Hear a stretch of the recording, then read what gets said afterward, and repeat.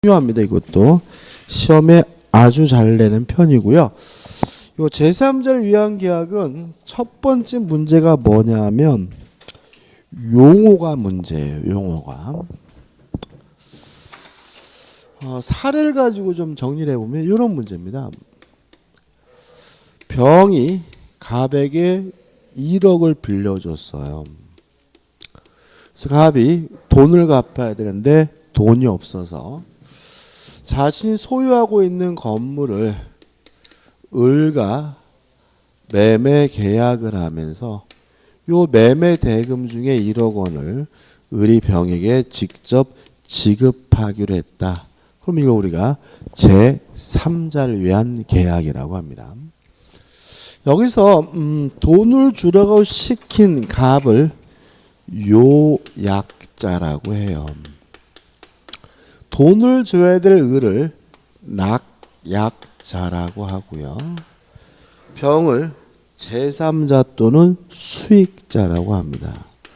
그래서 가장 기본이 뭐냐면 누가 요약자고 누가 낙약자인지가 머릿속에 들어와야 돼요. 그래야 뭐죠?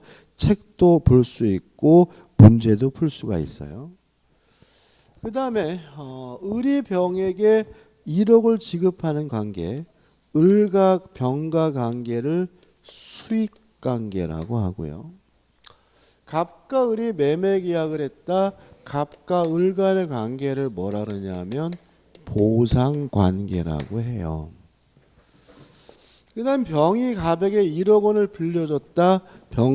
갑 간의 관계를 뭐라 그러냐면 대가관계라고 합니다. 그래서 가능하다면 어디가 보상관계고 어디가 수익관계고 어디가 대가관계인지가 머릿속에 좀 들어와 있으면 좋겠어요. 자, 여기까지 좀 책을 보는데, 자, 490페이지 개념이 나오죠. 하단에 보시면 나번에서 제3자를 위한 계약의 예가 나와요. 그래서 읽어보면 제3자를 위한 계약의 예로서 병전적 채무인수, 제3자 명의예금에서의 예금자와 은행이 제3자 수익 약정을 한 경우, 변제를 위한 공탁, 제3자를 위한 보험계약, 제3자를 위한 운송계약 등을 들 수 있다고 나와 있잖아요. 여기서 처음 생각해 볼 것은 뭐냐면 병전적 채무인수예요. 자, 한번 생각해 보죠. 을이 갑에게 예를 들어서 500만 원을 받을 뭐가 있냐면 채권이 있어요. 이걸 카드빚이라고 좀 생각해 보죠. 카드빚. 근데 갑이 카드빚을 갚아야 되는 돈이 없어서 미치겠어요. 친구인 병이 지나가다가 야, 너 왜 표정이 그래? 아우, 나 있잖아. 이번 달 카드값이 500만 원 나왔는데 돈 없어서 미치겠네. 어떡하니? 이랬더니 내가 대신 갚아 줄게 라고 했다면 갑이 이행할 것을 병이 이행하기로 한 거니까 이런 거 우리가 뭐라 그러냐면 이행인수라고 해요. 무슨 말 아시겠죠? 그죠? 이행인수는 제3자를 위한 계약은 아니에요. 왜냐하면 을이 병한테 전화해서 돈 달라고 요구할 수는 없어요. 이해되시나요? 은행 전화해가지고 아저씨가 대신 갚기로 했다며 돈 주세요라고 할 수는 없는 거거든요. 그 다음에 만약에 병이 갑으로부터 채무 자체를 넘겨받는 것을 우리가 채무인수라고 하는데 갑에서 병으로 채무가 넘어감으로써 갑이 만약에 면책된다면 이걸 우리가 뭐라냐면 면책적 채무인수라고 해요. 이해되시죠? 그죠? 그러면 을의 입장에서는 꼭 이익이란 보장은 없죠. 빠져나가는 사람은 이건희 회장이고 들어오는 사람은 안영찬이다 그러면 을의 입장에서는 뭐예요? 손해잖아요. 그래서 면책적 채무인수는 꼭 이익이란 보장은 없어요. 그래서 면책적 채무인수도 뭐가 있냐면 제3자를 위한 계약이 아니에요. 근데 만약에 병이 갑으로부터 채무를 인수하더라도 여전히 갑도 채무를 부담하고 병도 채무를 부담한다면 이걸 우리가 뭐라 그러냐면 병전적 채무인수라고 하고요. 을에게 항상 이익이죠. 그죠? 을의 입장에서는 뭐예요? 보증인 하나 생기는 것과 다름이 없잖아요. 그래서 병전적 채무인수는 뭐가 되는 거예요? 제3자를 위한 계약이고요. 을은 병에게도 돈 달라고 요구할 수 있고 갑에게도 뭐 할 수 있어요? 돈 달라고 요구할 수가 있는 거예요. 근데 지금 이 애가 병전적 채무인수라는 거죠. 자, 왜냐하면 지금 갑은 병에게 1억 원을 줘야 될 뭐가 있어요? 채무가 있잖아요. 근데 을이 병한테 1억 원을 대신 갚기로 한 거죠. 그죠? 근데 만약에 을이 돈을 안 주면 병은 여전히 누구한테도요? 갑한테도 1억 달라고 요구할 수가 있는 거니까 결국은 을이 갑의 채무를 인수했더라도 갑의 채무가 뭐 되진 않아요? 면책되지는 않으니까요. 대표적인 뭐가 되는 거죠? 병전적 채무인수가 되는 거죠. 이해되셨죠? 그죠? 다시 말하면 병전적 채무인수가 대표적인 뭐죠? 제3자를 위한 계약이고 이것도 뭐죠? 병전적 채무인수다. 따라서 을이 돈을 안 주면 병은 여전히 갑에게 돈 달라고 뭐 할 수 있어요? 요구할 수 있는 상태라는 거 주의하시기 바라고요. 그 다음에 두 번째 우리가 기억해야 될 것이 뭐냐면 제3자를 위한 계약, 보험계약이 제3자를 위한 계약이라는 거죠. 그죠? 어딘지 아시죠? 그죠? 좌측 맨 밑에 있잖아요. 아직 안 넘어왔어요. 그죠? 좌측 맨 밑에. 그죠? 제3자를 위한 보험계약. 자, 이게 무슨 말이에요? 보험입니다. 그냥 보험. 우리가 생명보험 가입하면 죽으면 누가 돈을 받아요? 제가 받는 게 아니라 뭐죠? 가족이 받는 거죠. 그죠? 따라서 보험계약은 나를 위한 게 아니라 뭐죠? 남을 위한 것이니까 보험계약은 대표적인 뭐죠? 제3자를 위한 계약이에요. 그래서 만약에 제3자를 위한 계약이 잘 머리에 안 들으시면 보험을 생각해 보시기 바랍니다. 판례는 일단 의미가 없고요. 우측에 성질, 가나다 한번 읽어보시고 출연의 원인관계에서 1번 보상관계 어디죠? 갑과 을 간의 요 매매계약이 뭐죠? 보상관계다. 그 다음에 넘기셔서 2번 대가관계 병이 갑에게 1억 원을 빌려줬다. 갑과 병 간의 관계가 뭐죠? 대가관계다. 성립요건 보시면 되고 바로 뭐죠? 4번에서 뭐가 나와요? 효력이 나옵니다. 자, 한번 생각해 보죠. 보상관계에서 발생하는 모든 문제는 수익관계에 바로 영향을 줍니다. 만약에 갑과 을 간의 매매가 무효면요. 을은 병한테 돈 안 줘요. 갑과 을 간의 매매가 취소가 돼도 을은 병에게 돈을 안 주는데 여기서 조심할 것이 뭐냐면 요 병은 보의 대상으로서 제3자가 아니라는 거 머릿속에 꼭 기억해 두셔야 돼요. 자, 우리가 제3자 개념은 언제 배웠냐면은 통정호의 표시에서 배웠어요. 이렇게 배웠어요. 기억 안 나시겠죠? 당사자이 포괄승계인을 제외한 사람 중에서 새롭게 이해관계가 있는 사람이 뭐죠? 제3자다. 따라서 제3자가 되려면 뭐 해야 돼요? 새로워야 한다. 병은 새롭지 않습니다. 병은 요 매매계약에 처음부터 포함되어 있던 사람이기 때문에 뭐 하지 않아요? 새롭지 않기 때문에 뭐가 아닌 거예요? 제3자가 아닌 거예요. 그럼 어떤 의미가 있냐면 갑과 을 간의 매매가 통정호의 표시여서 무효면 을은 병에게 돈을 안 줘요. 병이 뭐라 하더라도요? 선이라 하더라도. 갑과 을 간의 매매가 사기란 이유로 취소가 되면 을은 병에게 돈을 안 줘요. 병이 뭐라 하더라도요? 선이라 하더라도. 왜냐하면 병은 보호의 대상으로서 뭐가 아닙니까? 제3자가 아니기 때문에 그렇습니다. 아주 중요합니다. 시험에 잘 나오죠. 그 다음에 대가관계는 수익관계에 아무런 영향을 주지 않습니다. 상관이 없다는 거죠. 따라서 병이 갑에게 1억을 빌려줬다는 것이 무효라는 사실이 밝혀졌어요. 그래도 을은 병한테 1억을 줘야 됩니다. 또 갑이 병한테 1억을 갚았다는 사실이 밝혀졌더라도 을은 병한테 매매 대금을 뭘 해야 돼요? 지급을 해야 됩니다. 이유는 대가 관계는 수익 관계에 아무런 영향을 미치지 않기 때문에 그렇습니다. 그 다음 내용입니다. 수익자가 을에게 돈을 받겠다라는 수익의 의사를 표시하면요. 이제 병은 을에게 직접 돈을 달라고 이행해 달라고 청구하는 것이 가능합니다.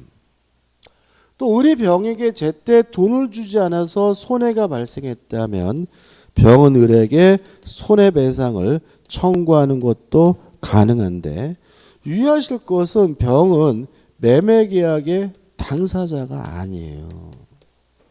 매매계약은 누구하고 한 거죠? 갑과 을이 한 거죠. 그죠? 따라서 병은 계약의 당사자가 아니기 때문에 병 스스로 계약을 해제할 수가 없고요. 병 스스로 계약을 취소할 수가 없습니다. 또 만약에 이 매매가 무효가 되거나 취소가 되거나 해제가 돼서 원상 회복해야 된다면 계약의 당사자인 갑과 을이 할 문제지 병은 계약의 당사자가 아니므로 원상 회복 문제도 병은 발생하지 않는다는 거 주의하시기 바라고요. 마지막으로 병이 수익의 의사표시를 한 후에는 이제 갑과 을은 임의적으로 병의 권리를 소멸시킬 수가 없고요. 병의 권리를 변경시킬 수가 없다는 것까지 기억해 두시면 됩니다. 끝이에요. 다 한 겁니다. 그래서 효력해가지고 1. 제3자에 대한 효력해서 가 제3자의 권리 취득해서 내용이 나와 있는데 요거죠. 제3자가 수익의 의사표시를 한 후엔 이행을 청구할 수 있고 손해배상을 청구할 수가 있지만 계약의 당사자는 아니다. 그죠? 우측에 보시면 하단에 보시면 나번 계약의 제3자의 지위가 나오는데 병은 당사자가 아니니까 계약을 해지할 수 없고 취소할 수도 없고 원상회복 의무도 부담하지 않는다는 말이 나오고요. 그 다음에 넘겨보시면 2번 요약자에 대한 효력, 갑에 대한 효력이고 2번 낙약자에 대한 효력 해서 을에 대한 효력이니까 한번 읽어보시면 돼요. 자, 495페이지 이제 뭐가 나오죠? 대표해제가 나와요. 제3자를 위한 계약에 관한 설명으로 틀린 것은 1번 수익자는 계약의 해제권이나 해제를 원인으로 하는 원상회복 청구권이 없다. 맞죠? 수익자는 계약의 당사자가 아니므로 해제할 수도 없고요. 원상회복도 청구할 수가 없습니다. 2번 수익의 의사표시란 수익자는 낙약자에게 직접 그 이행을 청구할 수 있다. 맞죠? 수익자가 수익의 의사표시를 한 후에는 낙약자에게 직접 이행해달라고 뭐 할 수 있죠? 청구할 수가 있고요.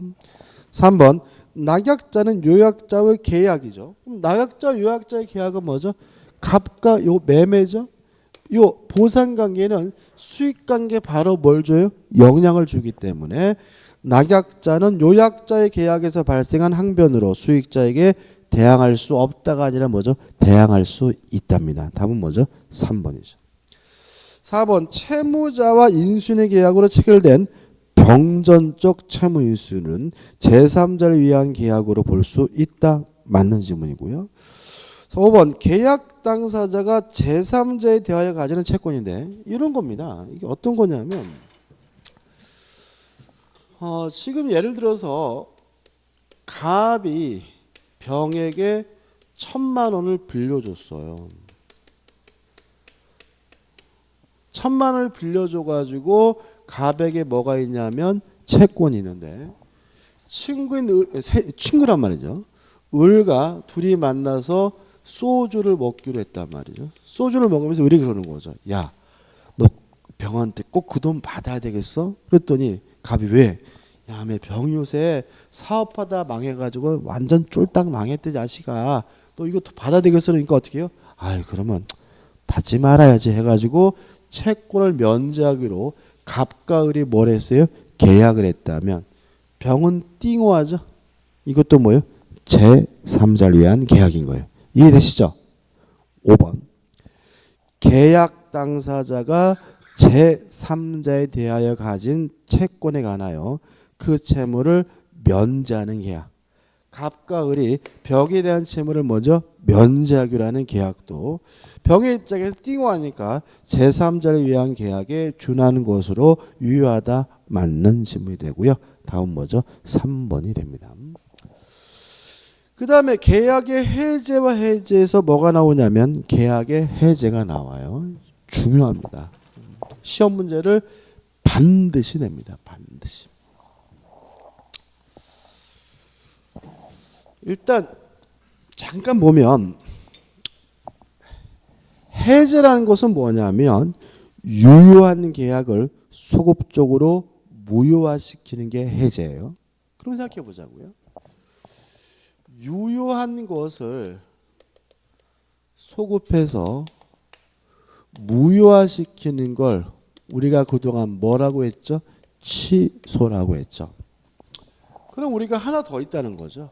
유효한 것을 소급해서 무효화시키는 게 취소만 있는 게 아니라 무엇도 있어요? 해제도 있는 거예요. 그러면 뭐가 다르냐?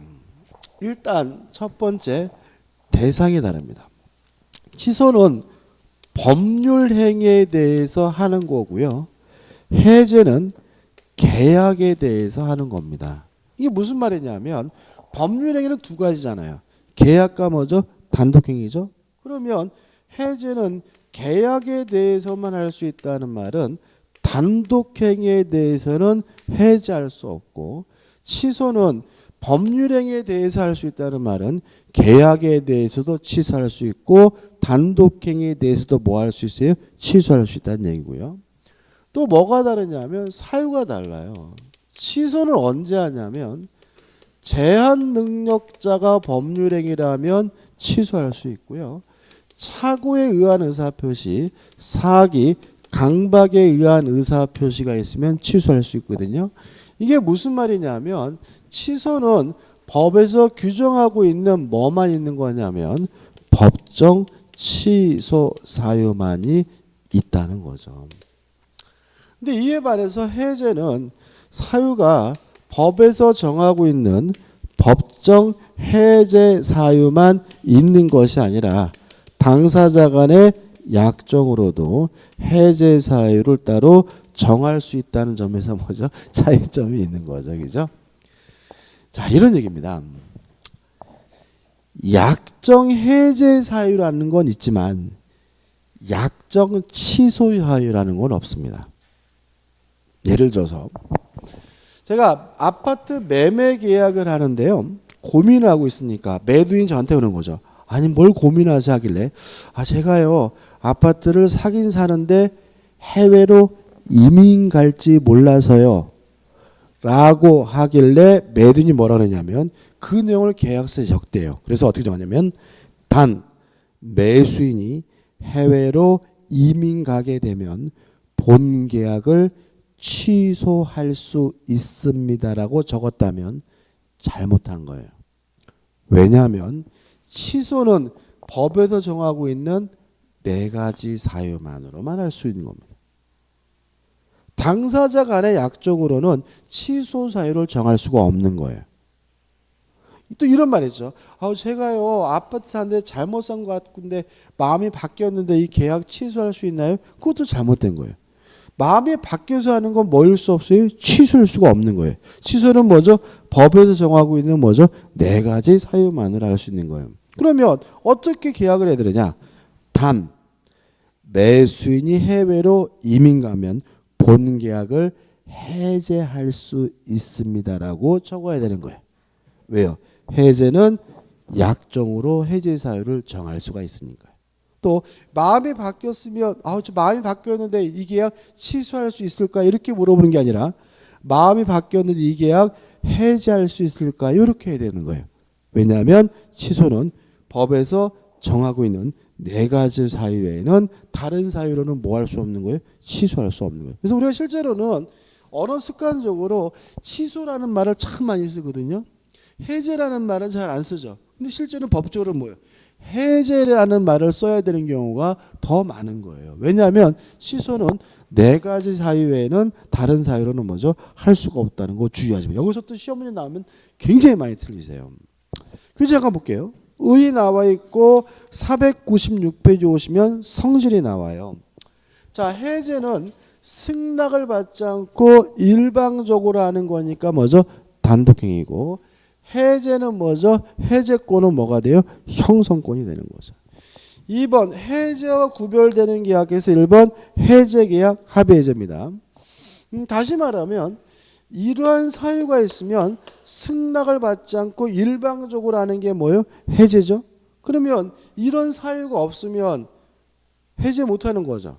상대방으로부터 승낙을 얻어야 할 수 있게 되는데 이걸 우리가 뭐죠?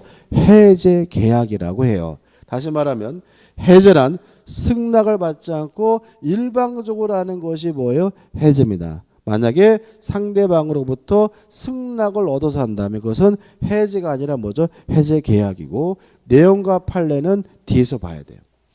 그 다음 우측에 보시면 취소와 차이점 말씀드렸고, 3번 해제 조건이 나오네요. 자, 가장 큰 차이점은 뭐예요? 조건이 성취가 되면 효과가 없어지는 게 해제 조건이잖아요. 근데 해제 조건은 뭐가 없어요? 소급효가 없죠. 그죠? 근데 이에 반해서 해제는 뭐죠? 소급해서 무효화시키는 게 뭐죠? 해제니까 차이점이 있고요. 그 다음에 철회는 뭐 계속 반복이죠.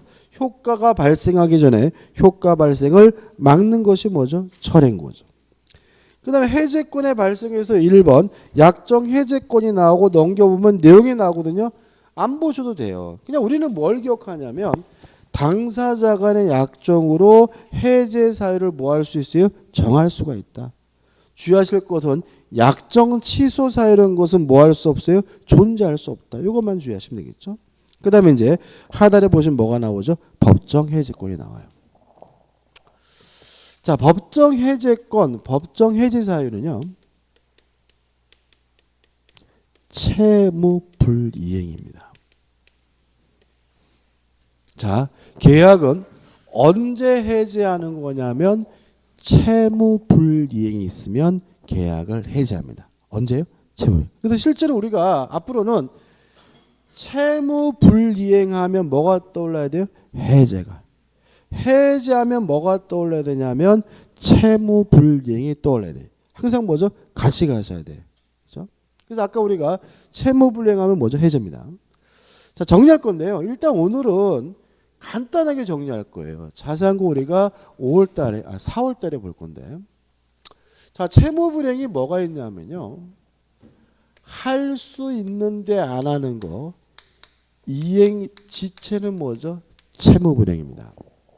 자, 이행 지체는 할 수 있는데 안 하는 것이니까 원칙적으로 상당한 기간을 정하여 이행을 채구하고요. 그래도 이행하지 않으면 비로소 계약을 뭐 할 수 있냐면 해제할 수가 있어요. 그럼 항상 채고를 해야 되느냐? 아닙니다. 예외적으로 채고 없이 바로 계약을 해제할 수 있는 경우가 있는데 두 가지를 기억해 두셔야 돼요. 첫째, 정해진 기한 내에 이행해야 되는 정기행위는 채고할 필요가 없습니다. 정기행위가 뭐냐면요. 정해진 기한 내에 이행해야 의미가 있는 행위를 정기행위라고 해요. 예를 들어서 결혼식 날 입으려고 웨딩드레스를 맞췄어요. 최소한 언제까지는 와야 돼요? 결혼식 날까지는 와야죠. 그 다음날 와봐야 의미가 없죠. 정기행위. 회가 잔치대 쓰려고 떡을 맞췄어요. 최소한 언제까지 와야 돼요? 잔치날까지 와야죠. 그 다음날 와봐야 의미가 없죠. 이런 거 우리가 뭐죠? 정기행위라고 하고, 그 다음날 와봐야 의미가 없다. 굳이 뭐 할 필요 없어요? 채고 독촉할 필요 없이 계약을 해제할 수 있는 거죠. 두 번째, 상대방이 불이행의 의사를 표시했어요. 안 하겠대요. 안 하겠다는 놈한테 굳이 뭐 할 필요 없어요? 채고할 필요가 없겠죠. 따라서 상대방이 불이행의 의사를 표시하면 채고 없이 바로 계약을 해제할 수 있는데, 여기서 최근에 시험은 참 잘 나오는데요. 주의할 점이 두 가지인데, 첫째, 이행기가 도래할 필요가 없다. 무슨 말이냐면 원래는요 이달 말일까지 이행하기로 했거든요. 근데 오늘 전화 가지고 안 해. 그러면 오늘 당장 계약을 뭐 할 수 있는 거예요? 해지할 수 있는 것이지 이달 말일까지 굳이 뭐 할 필요는 없어요? 기다릴 필요가 없는 거죠. 따라서 불이행의 의사를 표시하면 이행기가 도래하지 않았더라도 바로 계약을 뭐 할 수 있는 거예요? 해지할 수 있는 거예요. 두 번째, 이행 또는 이행의 제공이 필요가 없어요.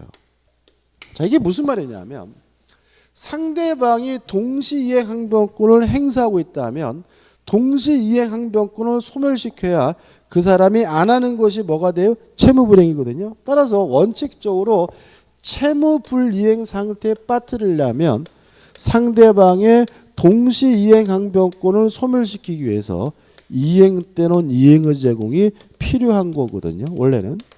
근데 불이행의 의사를 표시하고 있는 놈한테 굳이 뭐 할 필요는 없어요? 이행 또는 이행 제공할 필요는 없는 거죠.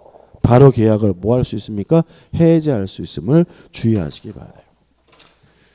그 다음에 할 수 없어서 못하는 게 뭐죠? 이행불능이죠. 개념 아까 말씀드립니다. 이행불능이란 후발적 불능이고 채무자에게 채무자에게 고의 과실이 있는 후발적 불능이 이행불능이고 채무불행이죠. 물론 할 수 없어도 못하는 것이니까 최고 없이 바로 계약을 해제하는 것이 가능한데 얘도 요거죠. 자, 2번 말일까지 하기로 했거든요. 근데 오늘 불가능하게 됐어요. 굳이 말일까지 기다릴 필요는 없습니다. 이행기가 도래하지 않아도 계약을 뭐 할 수 있어요? 해지할 수 있고요. 못하게 된 사람의 동시양변권을 소멸시키기 위해서 이행 또는 이행의 제공도 필요 없음을 주의하시기 바랍니다. 네 번째, 불완전 이행입니다. 자, 이행하긴 했는데 완전하지 않아요. 이것도 채무불행인데 둘로 나뉩니다. 첫째, 추후에 완성이 가능하다면 이행지체와 마찬가지로 채고를 해야 계약을 해지할 수 있고요. 두 번째, 추후에 완성이 불가능하다면 이행불능과 마찬가지로 채고 없이 바로 계약을 해지할 수가 있습니다. 마지막으로 다섯 번째, 채권자 수령지체죠. 자, 우리 판례에 따른다면 채권자는 채권만 있는 게 아니라 채권자도 채무가 있다고 봅니다. 어떤 채무냐면 수령할 채무죠. 따라서 만약에 채권자가 수령을 지체하는 것도 채무불이행이기 때문에 이때는 채무자 측에서 계약을 해제하게 되는데 이것도 불능이 아니라 지체이기 때문에 상당한 기간을 정하여 수령을 채고하고요. 그래도 수령하지 않으면 계약을 뭐 할 수 있냐면 해제할 수가 있습니다. 이런 다섯 가지 사유가 있으면 계약을 뭐 할 수 있냐면 해제할 수 있어요. 해제를 하게 되면 계약이 어떻게 되냐면 소급해서 뭐가 되죠? 무효실효가 되는 거죠. 따라서 이행하기 전이면 이행할 필요가 없고요. 이행한 것이 있다면 원상 회복을 하게 되는데 여기서 항상 조심해야 돼. 해제도 조심할 것은 뭐냐면 원상 회복해야 될 것이 금전이면 반드시 뭘 붙이냐면 이자를 붙입니다. 또 계약을 왜 해제했냐면 채무불이행이어서 계약을 해제했기 때문에 원상회복을 청구하고 별도로 추가적으로 뭐 또 청구하냐면 손해배상도 청구하는데요.